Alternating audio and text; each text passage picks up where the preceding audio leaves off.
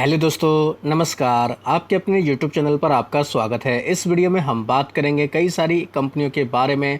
कुछ important update सामने आए हैं। डी मार्ट जैसी कंपनियों के रिजल्ट भी देखने को मिले, जिनकी वजह से वो कंपनियां काफ़ी खबरों में देखने को मिलने वाली हैं। वीडियो शुरू करने से पहले कहना चाहूँगा, अगर किसी ने चैनल पर फर्स्ट टाइम विजिट किया है तो चैनल को सब्सक्राइब कर लें और बेल आइकन को ज़रूर दबा लें। साथ ही हमारे दूसरे चैनल बिजनेस वर्ग, आप इसको भी सब्सक्राइब कर सकते हैं, बेल आइकन को भी हिट करके रख सकते हैं। तो सबसे पहले बात करेंगे बाजार के मूड एंड माहौल के बारे में। तो मूड तो फिलहाल हम लोगों को नर्वस ही देखने को मिल रहा है। बाजार में काफ़ी ज़्यादा उतार चढ़ाव है। हमारे बाजार में ही नहीं, अमेरिका के बाज़ारों का हाल भी देखें तो फ्राइडे को यहाँ पर भी लाल निशान में हम लोगों को कारोबार देखने को मिला। डाउ जोन्स हो या नैस्डैक, सभी में हम लोगों को काफ़ी प्रेशर देखने को मिला। ऐसा क्यों हो रहा है दोस्तों? अमेरिका में जो हम लोग को डोनाल्ड ट्रंप की तरफ से टैरिफ की खबरें देखने को मिल रही हैं, उसका असर हम लोगों को अमेरिका के बाज़ारों पर भी देखने को मिल रहा है। डोनाल्ड ट्रंप ने अनाउंस किया 30% का ड्यूटी ईयू यानी कि यूरोपियन यूनियन और मेक्सिको के ऊपर। तो इस वजह से कह सकते हैं थोड़ा बहुत उतार चढ़ाव देखने को मिला। अब सवाल उठता है इंडिया के लिए क्या? दोस्तों, इंडिया के लिए अभी कोई अनाउंसमेंट नहीं हुआ है, लेकिन जैसी खबरें आ रही हैं उनके मुताबिक अगर देखा जाए तो 20% के नीचे हम लोगों को दोस्तों इंडिया को लेकर टैरिफ अनाउंसमेंट होते हुए देखने को मिल सकता है। तो ये कह सकते हैं कहीं ना कहीं एक चौंकाने वाली बात है। 20% के नीचे अगर होता है तो दोस्तों एक अच्छी बात हम लोग बोल सकते हैं। तो इस न्यूज़ को अगर ऑफिशियल अनाउंसमेंट जब होगा तो इसका तो असर पड़ेगा ही, लेकिन अभी जो ये रिपोर्ट्स के जरिए खबरें आ रही हैं, इसका क्या इम्पैक्ट पड़ेगा, ये काफ़ी इंपॉर्टेंट देखने को मिलने वाला है। तो कल के दिन इन खबरों की वजह से बाजार में हम लोगों को काफ़ी उतार चढ़ाव देखने को मिल जाएगा। कुछ कंपनियां हैं जिनके आए हैं रिजल्ट, और रिजल्ट का रिएक्शन उनके ऊपर देखने को मिलेगा, जैसे डी मार्ट के आए हैं रिजल्ट। अगर रिजल्ट देखें तो दोस्तों कमज़ोर देखने को मिल रहे हैं। जो भी एस्टिमेट थे कंपनी ने उसको मिस किया है। कंपनी का पैड देखें 773 करोड़ का देखने को मिला, जो कह सकते हैं पिछले साल की तुलना में फ्लैट है। एफएमसीजी और ये जो हम लोग को रिटेल सेगमेंट वाली कंपनियां जो होती हैं, उनके रिजल्ट ज़्यादातर ईयर ऑन ईयर के बेसिस पर ही दोस्तों स्टडी किए जाते हैं। पिछले साल देखें 774 करोड़ का था, जो अब घटकर 773 करोड़ के आसपास देखने को मिला। हालांकि एबिटा 6.4% तक बढ़कर आया 1299 करोड़ के आसपास। देख सकते हैं आप लोग रेवेन्यू 16% तक बढ़कर आया, 16,360 करोड़ के आसपास। अनुमान 16,583 करोड़ का था। एबिटा 6% बढ़कर आया है, 1299 करोड़। अनुमान 1,354 करोड़ के आसपास था। एबिटा मार्जिन 7.9% रहे हैं, जो घटकर आए 8.7% से। अनुमान 8.2% के आसपास था। तो ओवरऑल कह सकते हैं कि दबाव में नंबर रहे हैं, तो इसका रिएक्शन इस कंपनी के ऊपर भी देखने को मिल जाएगा। इनके अलावा बात करेंगे दोस्तों BEML, इस कंपनी के ऊपर नज़र रख सकते हैं। कंपनी ने अनाउंस किया कि 21 जुलाई को इसकी बोर्ड की मीटिंग होने वाली है। कंपनी इसमें स्प्लिट देने वाली है। अभी फिलहाल 10 रुपये की फेस वैल्यू वाली ये कंपनी हमें देखने को मिलती है। तो स्प्लिट की न्यूज़ की वजह से BEML में हम लोगों को काफ़ी रिएक्शन देखने को मिल सकता है। तो इसके ऊपर भी चाहें तो आप नज़र रख सकते हैं। ग्लेनमार्क फार्मा में हम लोग को फ्राइडे के दिन काफ़ी अच्छा मोमेंटम देखने को मिला था, क्योंकि जो इनकी हम लोग को कैंसर की दवा थी उसके लाइसेंसिंग को मंजूरी मिली थी, और इसी वजह से ग्लेनमार्क फार्मा में हम लोग को काफ़ी अच्छा मोमेंटम देखने को मिला था। ग्लेनमार्क फार्मा में अब हम लोग को न्यूज़ देखने को मिले, US FDA की तरफ से इनको वार्निंग लेटर इशू किया गया। इनकी इंदौर की एक फैसिलिटी है, फरवरी में दोस्तों इसको लेकर जाँच की गई थी। तो ये भी कह सकते हैं ग्लेनमार्क फार्मा के लिए एक निगेटिव खबर तो फिलहाल सामने आ रही है। इन्हीं के साथ साथ ग्लैंड फार्मा की बात करेंगे। इनकी भी दोस्तों एक हम लोग को एक फैसिलिटी देखने को मिलती थी, वहाँ पर इनको दोस्तों क्वालिटी सर्टिफिकेशन मिला है। तो कह सकते हैं ये एक इम्पॉर्टेंट अपडेट है। तो आप चाहें तो इस वजह से ग्लैंड फार्मा इस कंपनी के ऊपर भी नज़र रख सकते हैं। एनसीसी की बात करेंगे। इनको 2270 करोड़ रुपए का एक कॉन्ट्रैक्ट मिला है, मुंबई मेट्रो लाइन 6 प्रोजेक्ट देखने को मिला है।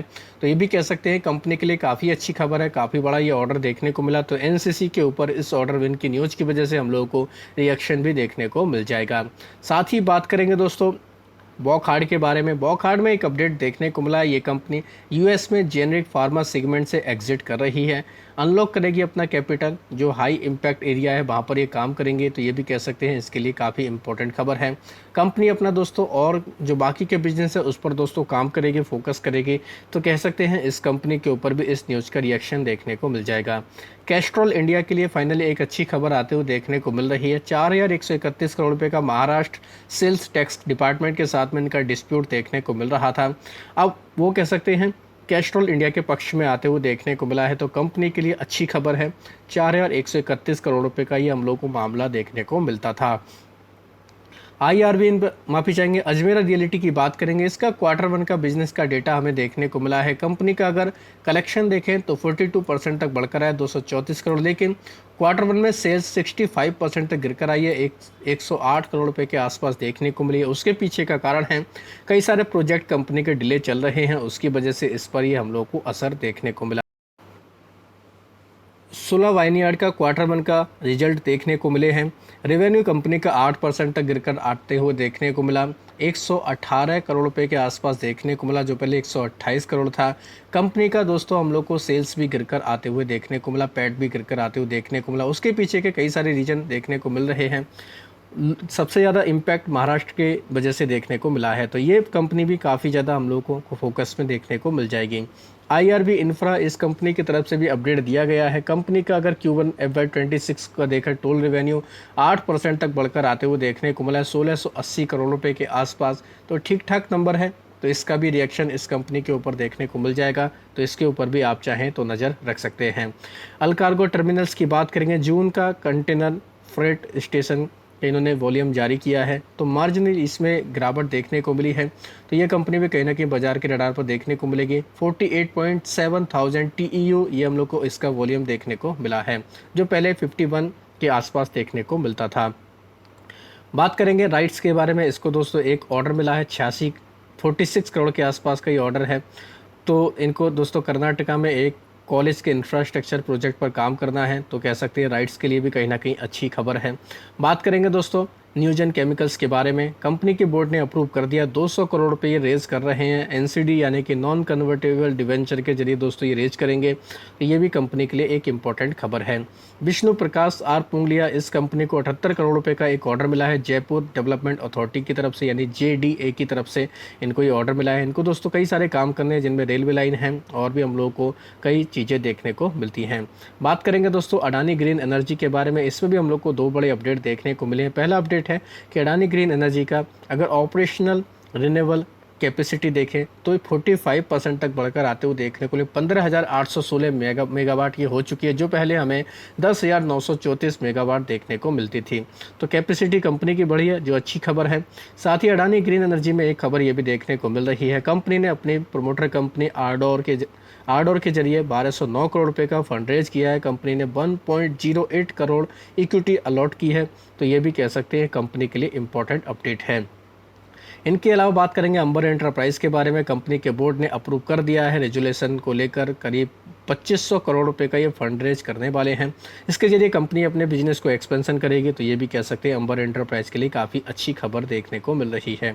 DLF को दोस्तों 100 करोड़ रुपए मिले हैं, इनका फर्स्ट ट्रांचेज में ये देखने को मिला। इनका एक मामला देखने को मिल रहा था TFDRL के साथ में, तो आर्बिट्रेशन के तहत ये हम लोग को सेटलमेंट देखने को मिल रहा है। बात करेंगे दोस्तों RBI की तरफ से एक अपडेट देखने को मिला, HDFC बैंक और श्रीराम फाइनेंस के ऊपर इन्होंने जुर्माना लगाया। हालांकि जुर्माना का अमाउंट काफ़ी कम है, लेकिन कुछ नियम थे उनका उल्लंघन होते हुए देखने को मिला, इस वजह से RBI की तरफ से एक्शन लिया गया है। बात करेंगे दोस्तों BSE के बारे में। BSE के ऊपर भी आप चाहें तो नज़र रख सकते हैं। जेन स्ट्रीट का जो मामला देखने को मिल रहा था, फ्राइडे के दिन रिपोर्ट्स के जरिए खबर आई थी कि सेबी क्या कर सकता है, सेंसेक्स ऑप्शन का जो मामला देखने को मिल रहा था उसकी जांच कर सकता है, तो इस वजह से BSE में थोड़ा सा हमें दबाव देखने को मिला था। तो इस न्यूज़ का रिएक्शन क्या कल भी कंटिन्यू रहेगा, ये काफ़ी इंपॉर्टेंट देखने को मिलने वाला है। इरेडा के नतीजे काफ़ी घटिया आए थे, काफ़ी ख़राब नंबर देखने को मिले थे, जिस वजह से इरेडा में हम लोग को दबाव देखने को मिला, तो इसके ऊपर भी चाहें तो कल के दिन भी आप नज़र रख सकते हैं। IT कंपनी TCS के रिजल्ट आने के बाद काफ़ी प्रेशर में देखने को मिली थी, तो क्या ये दबाव कल भी कंटिन्यू देखने को मिलेगा, तो ये भी काफ़ी इंपॉर्टेंट चीज़ है, क्योंकि कल यानी 14 जुलाई को HCL टेक्नोलॉजी के नतीजे आएंगे, तो इस वजह से IT कंपनियां भी काफ़ी फोकस में देखने को मिलेंगे। Infosys, HCL tech, Wipro, TCS, LTI Mindtree, Mphasis, Coforge, चाहे तो आप इनके ऊपर भी नज़र रख सकते हैं। डिफेंस कंपनियां भी काफ़ी दबाव में है, ऊपरी लेवल से काफ़ी प्रेशर देखने को मिल रहा है। जब तक ये इंडिया US के ट्रेड डील कंप्लीट नहीं हो जाती, तब तक डिफेंस कंपनियां भी कह सकते हैं थोड़ा प्रेशर में ही देखने को मिलेंगी। BDL को लेकर वैसे भी एक रिपोर्ट आई थी, साथ ही HAL, डेटा पैटर्न्स, पारस डिफेंस, इन कंपनियों के ऊपर भी आप चाहें तो नज़र रख सकते हैं। 14 जुलाई को कई सारी कंपनियों के रिजल्ट देखने को मिलेंगे, जिनमें से कुछ इंपॉर्टेंट कंपनी जैसे डेन नेटवर्क, इसके ऊपर नज़र रख सकते हैं, हैथवे, HCL टेक्नोलॉजी, साथ ही नेल्को के नतीजे आएंगे, ओला इलेक्ट्रिक के नतीजे देखने को मिलेंगे। इनके अलावा टाटा टेक्नोलॉजी, इसके भी नतीजे आएंगे। तेजस नेटवर्क, इसके भी रिजल्ट देखने को मिलेंगे। तो आप चाहें इन कंपनियों के ऊपर भी फोकस रख सकते हैं। साथ ही एएसएम लिस्ट में भी कुछ बदलाव हुए जो कल से ही लागू होंगे। जैसे लॉन्ग टर्म की लिस्ट में आई हैं 5 कंपनियां, तो अभिनव कैपिटल सर्विस और हिंदुस्तान एग्री जेनेटिक्स, बीजीआईएल, इसके ऊपर चाहें तो फोकस रख सकते हैं। यश हाई वोल्टेज को स्टेज 2 में डाला गया। V2 रिटेल और ऑयल कंट्री ट्यूबुलर, इनको राहत दी गई है। काइटेक्स गारमेंट्स को स्टेज 4 में डाल दिया गया है। एएसएम से लॉन्ग टर्म के से 24 कंपनियां बाहर भी निकली हैं, जिनमें से कुछ इंपॉर्टेंट कंपनी जैसे अपार इंडस्ट्री, इसके ऊपर भी नज़र रख सकते हैं। इनके अलावा गुजरात अपोलो इंडस्ट्री, जॉस polymer, Lehar footwear, Newtech global, Shemaroo entertainment, Spandana Sphoorty financial service, Virat industry, West Leisure Resort, इनके ऊपर चाहें तो फोकस रख सकते हैं। हालांकि एएसएम को लेकर एक डिटेल वीडियो ऑलरेडी बना दिया गया है, चाहें तो आप उसको भी देख सकते हैं। तो आशा करता हूं दोस्तों आपको ये वीडियो अच्छा लगा होगा। वीडियो अगर पसंद आया तो चैनल को सब्सक्राइब कर लें, बेल आइकन को दबा लें, ज़्यादा से ज़्यादा लोगों में शेयर करें। धन्यवाद दोस्तों, बाय बाय।